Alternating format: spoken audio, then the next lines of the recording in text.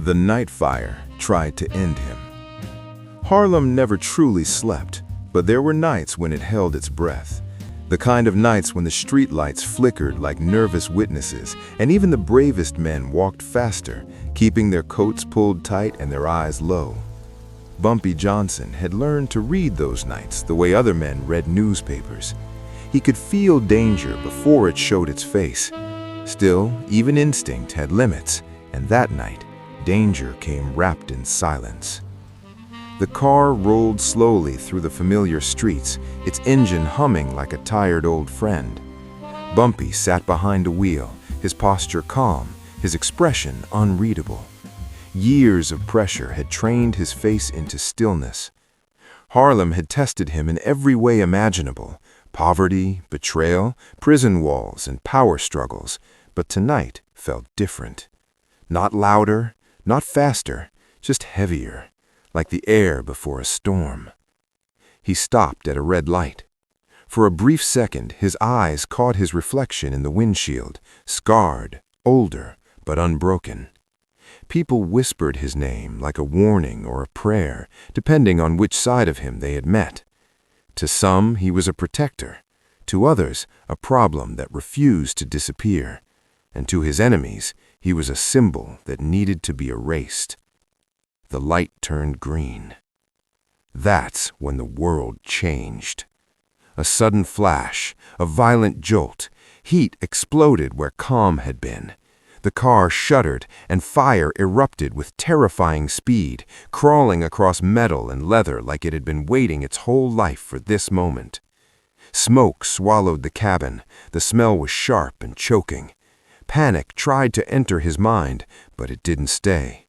Because Bumpy Johnson had learned something long before that night. Panic is a luxury for people who haven't survived much. He didn't scream, he didn't freeze, he didn't beg the universe for mercy. He acted. Every instinct screamed pain, but he pushed past it. His hands, already injured, already burning, did what they had always done. They worked. He forced the door open, stumbling out of the car as flames consumed what was left behind. The street erupted into chaos, people shouting, doors slamming, footsteps scattering. Somewhere in the distance, sirens began to cry. But Bumpy didn't collapse. He stood. Smoke clung to him, rising like a dark crown. His breathing was rough, his body shaking, not from fear, but from effort. He looked at the burning car, at the message his enemies had tried to send. This wasn't just an attack, it was a statement, a declaration that they believed he was finished. They were wrong. That night, word spread fast. Harlem talked. It always did. People expected him to disappear, to retreat, to finally be broken by something too big to survive. Fire had a way of terrifying even the strongest men. Fire left marks that couldn't be hidden. But what shocked everyone wasn't that Bumpy Johnson survived, it was what he did next. Instead of vanishing, he showed up. Not weeks later, not months later, soon, quietly, calmly, as if fire had merely interrupted his schedule. His hands were damaged, yes, but his presence was louder than ever. He didn't shout threats. He didn't demand revenge in public. He didn't turn the streets into a war zone. He did something far more unsettling. He continued. Meetings were still held. Decisions were still made. People still came to him with problems, rent disputes, family troubles, neighborhood tensions. And he listened, with patience, with control, with the same steady voice he'd always used. His enemies expected rage, they expected chaos, they expected fear. What they saw instead was discipline. That's when the whispers changed tone. "This man doesn't break," people said. "He doesn't even bend," others replied. But the truth was deeper than reputation. Inside Bumpy Johnson, something had shifted. Not toward cruelty, but toward clarity. Fire had stripped away illusions. It had burned excuses to ash. He understood now that survival wasn't just about strength of body, it was about mastery of self. Pain became a teacher. He spent long nights alone, hands wrapped, mind racing, not plotting revenge, but examining the path that had brought him there. The betrayals he had ignored, the warnings he had underestimated, the moments when power had almost made him careless. Fire had reminded him that no throne was permanent unless guarded by wisdom, and wisdom, he realized, was quieter than violence. His rivals waited for retaliation. They expected blood. They prepared for war. Every move they made assumed that Bumpy Johnson would answer fire with fire. Instead, he answered with patience. He tightened his circle.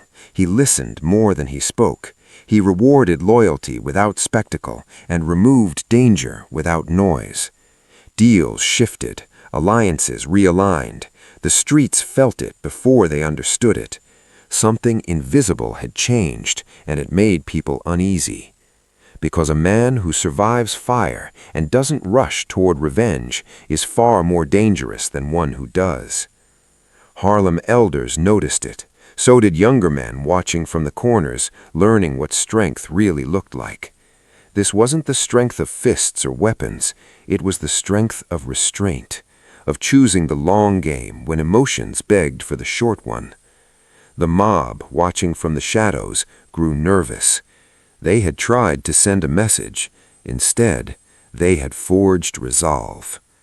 By the end of that first week, one truth became clear across the city.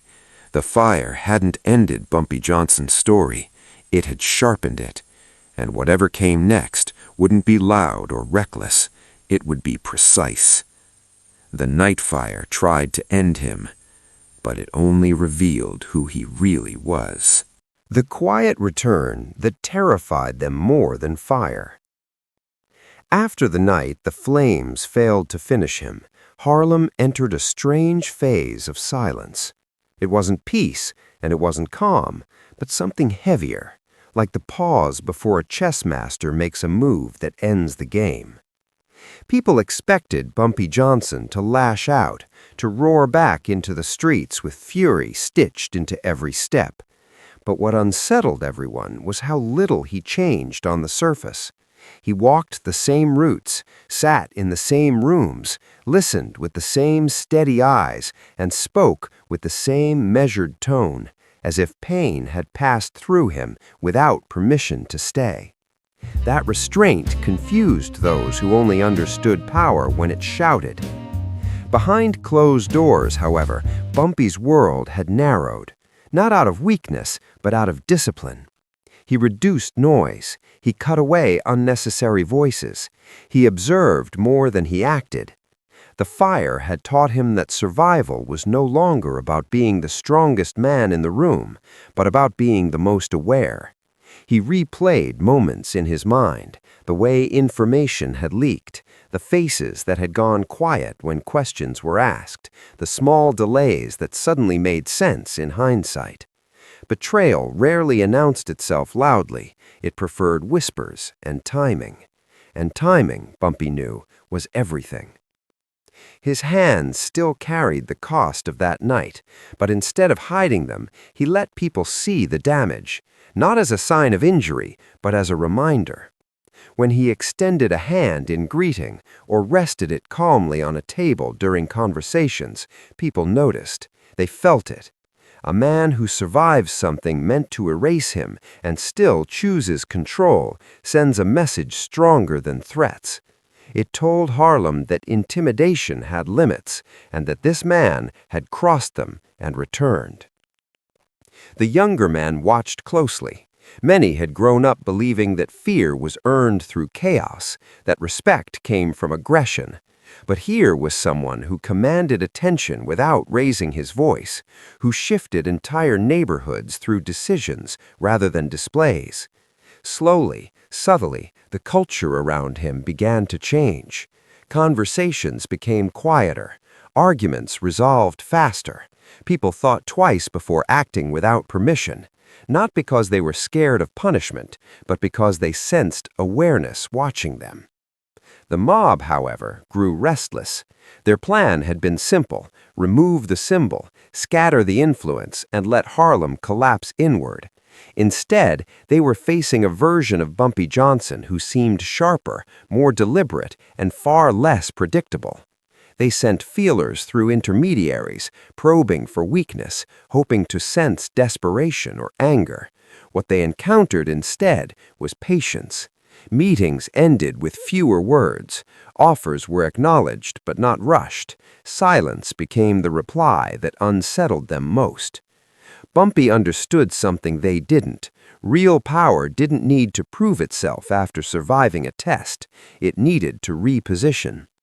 He began strengthening relationships that had nothing to do with force: community figures, quiet influencers, people who moved opinion rather than muscle. He invested time where others invested fear. He reminded people that stability mattered more than spectacle, and that survival was a shared interest. Harlem responded not with applause, but with loyalty, which was far more valuable. At night, alone with his thoughts, Bumpy reflected on the strange clarity pain had given him. Fire had stripped away ego. It had reminded him that legacy wasn't built on intimidation, but on what remained standing when intimidation failed. He began thinking beyond immediate battles and toward endurance. Who would still be there in 10 years? Which decisions would echo instead of explode? Which enemies would defeat themselves simply by being impatient? And that's exactly what began to happen. The mob grew frustrated. They mistook restraint for fear and silence for weakness. Small mistakes crept into their operations. Trust fractured. Messages conflicted. They were reacting while Bumpy was observing, and in that imbalance, momentum slowly shifted. Harlem didn't erupt, it realigned, without fanfare, without announcements, without blood in the streets. People later said the most frightening thing about that period wasn't what happened, but what didn't. There was no chaos, no public retaliation, no dramatic confrontation, just a steady, almost invisible tightening of control that made opposition feel heavier every day.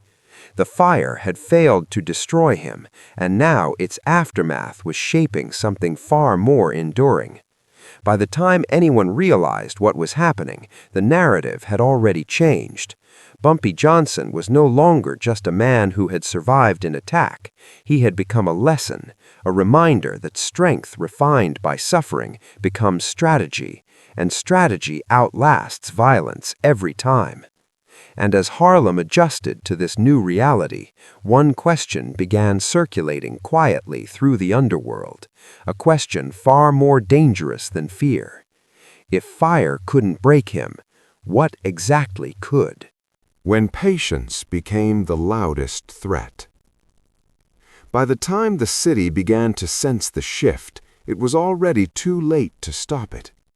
Harlem moved differently now. Not because someone ordered it to, but because people felt a new gravity pulling at their decisions. Bumpy Johnson did not announce his intentions or draw lines in public. Instead, he allowed the weight of inevitability to do the work for him. Every meeting he attended carried an unspoken tension. Every pause in his speech forced others to fill the silence with their own assumptions, and those assumptions often revealed more than words ever could. His enemies watched carefully, waiting for a crack, but what they found instead was consistency, and consistency, when maintained long enough, becomes dominance. Inside his circle, change had become discipline. Loyalty was no longer measured by loud declarations or dramatic gestures, but by patience, accuracy, and restraint. Bumpy made it clear without saying it that reckless behavior would no longer be tolerated, not because it was immoral, but because it was inefficient. The fire had taught him that chaos invited opportunity for others, and opportunity was something he no longer handed out carelessly.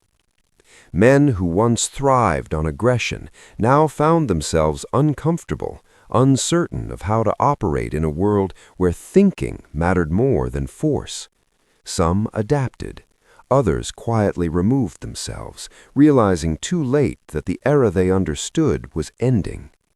Meanwhile, the mob began to fracture under its own expectations. They had built their strategy around provoking a reaction, believing that anger would expose weakness. When no reaction came, confusion set in. Meetings grew tense. Accusations slipped into conversations disguised as questions. Trust, already fragile, started to erode. The absence of visible retaliation forced them to confront a reality they hadn't prepared for. A man who chose timing over impulse controlled the pace of the conflict, and pace decided the outcome long before the final move.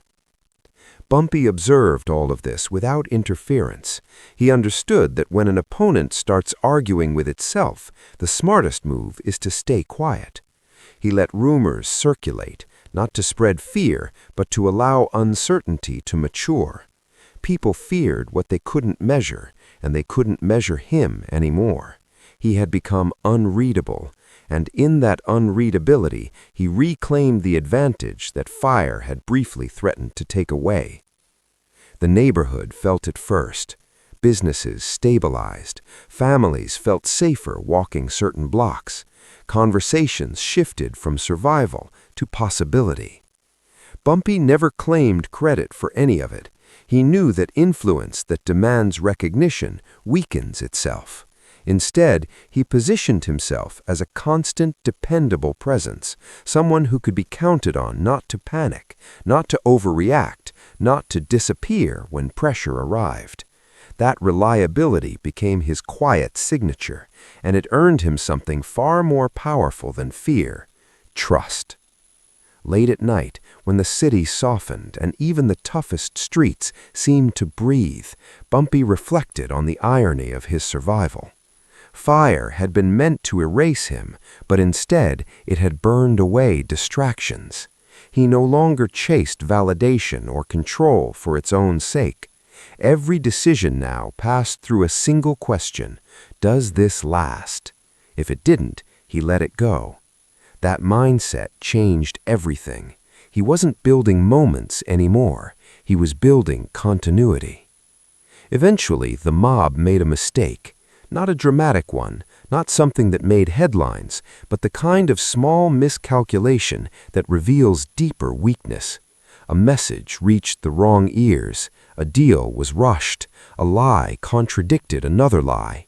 None of it would have mattered before, but now it did, because Bumpy had positioned himself to notice patterns instead of reacting to incidents.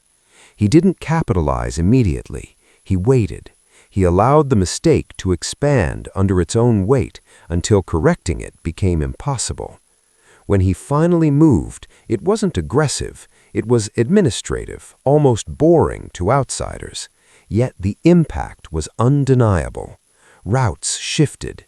Influence changed hands. Certain doors quietly closed, while others opened. People who thought they were protected realized they weren't, and those who believed themselves insignificant suddenly mattered. It wasn't destruction, it was redistribution. The mob realized then that they were no longer facing the man they thought they knew. This wasn't someone fueled by pride or emotion. This was someone shaped by survival and sharpened by restraint. Fire had taken something from him, yes, but it had given him clarity in return, and clarity is lethal to chaos. By the end of that season, the streets were quieter, but the tension hadn't disappeared. It had simply changed direction. The question was no longer whether Bumpy Johnson would respond to what had been done to him. That answer had already been delivered, in silence, structure, and control. The real question now was what remained when the noise faded and the consequences settled. And the answer was approaching. What remained after the fire? Time has a way of revealing truths that noise tries to hide, and as the months passed, it became clear that the fire which once threatened to end Bumpy Johnson's story had instead refined it. Harlem no longer spoke of that night with shock, but with understanding. It was no longer remembered as an attempted erasure, but as a turning point, the moment when endurance overtook impulse and leadership replaced reaction. The city had adjusted itself around a man who no longer chased control, but embodied it through consistency and presence, and that quiet authority reshaped everything without ever demanding attention. Bumpy's influence did not expand outward in dramatic waves, it settled inward, deepening roots rather than spreading branches. He became less visible yet more essential, the kind of figure whose absence would be noticed instantly, but whose daily work passed without spectacle. People came to him not just with conflicts, but with questions, seeking judgment rather than permission, clarity rather than approval. He understood that this was the final evolution of power, when others internalize your values and act without being told. Fire had tried to make him smaller, but instead it had stripped him down to what truly mattered, and what remained was something no attack could easily undo. Those who once conspired against him eventually realized that their greatest mistake had not been the attempt itself, but the misunderstanding behind it. They believed that survival hardened a man into cruelty, when in reality survival refined him into precision. They had prepared for retaliation and received patience. They had expected chaos and encountered order. In that reversal, they lost footing, because systems built on fear collapse when faced with discipline. Without dramatic confrontations or public declarations, their influence weakened, not because it was taken, but because it was no longer relevant. Bumpy reflected often on how close everything had come to ending, and instead of bitterness, he felt responsibility. Responsibility to the people who had watched him endure and learned from it, and responsibility to the city that had shaped him long before power ever found his name. He understood now that leadership was not about dominance, but about survivability, about creating structures that could withstand pressure even when the leader himself was tested. That understanding guided every decision he made, and it allowed him to step back without disappearing, to lead without demanding, and to influence without imposing. In quiet moments, he acknowledged the cost. Survival always leaves marks, some visible, others carried silently. But he also understood that pain, when processed instead of projected, becomes wisdom. The fire had forced him to confront the reality that nothing external could guarantee safety, and that the only true defense was self-mastery. That lesson became his legacy, not written in speeches or monuments, but lived in choices that prevented chaos rather than responding to it.